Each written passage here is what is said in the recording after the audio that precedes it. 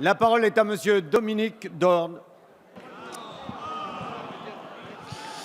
Madame la ministre du Travail, avant Noël, vous avez eu cette phrase qui restera dans les annales. En matière d'emploi, nous obtenons des résultats. De quels résultats parlez-vous?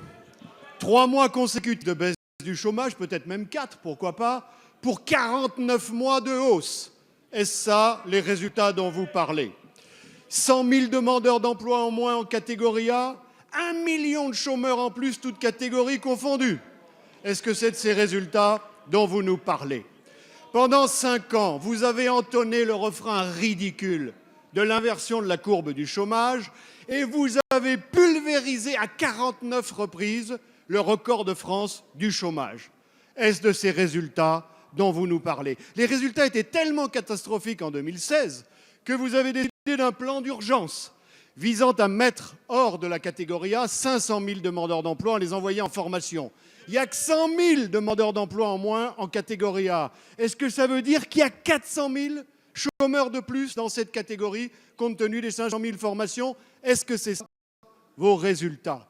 En 2012, François Hollande disait à Nicolas Sarkozy que son bilan serait son boulet. Mais alors votre bilan, comment peut-on le qualifier? Emmanuel Valls tweetait rageur: le seuil de 1999 est dépassé, vivement que ça change.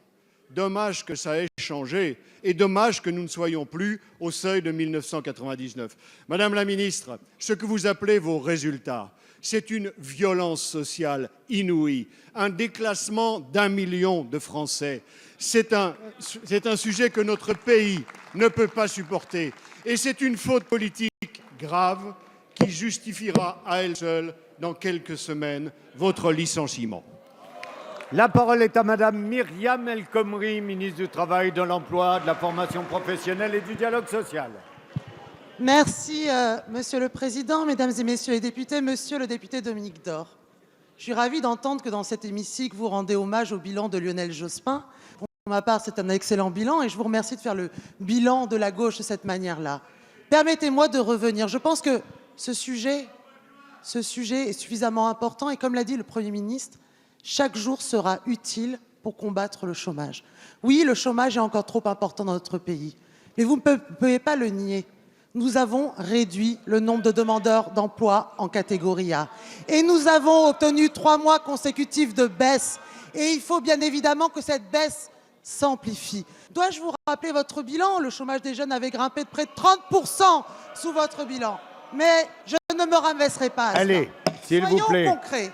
Vous mêlez toutes les catégories. Bien évidemment qu'en tant que ministre du Travail, baisser le nombre de demandeurs d'emploi qui sont sans aucune activité est bien sûr la priorité. Mais la question de la qualité de l'emploi nous importe aussi, bien évidemment. Dois-je vous rappeler ici qu'un excellent rapport demandé par la majorité au Sénat a montré que dans la catégorie C, que vous citez à l'instant, 40% des personnes sont à temps plein, que 7 sur 10 occupent un 3/4 temps. Voilà cette réalité-là. Est-ce que vous les considérez au même plan que les demandeurs d'emploi sans aucune activité? La réponse est non, bien évidemment. Deuxième élément, je sais que vous ridiculisez les stages pour les demandeurs d'emploi, alors même que vous êtes les premiers à essayer d'expliquer que dans notre pays, il y a de nombreux emplois non pourvus parce que les chômeurs, quelque part, seraient des paresseux. Voilà ce que vous insinuez toujours.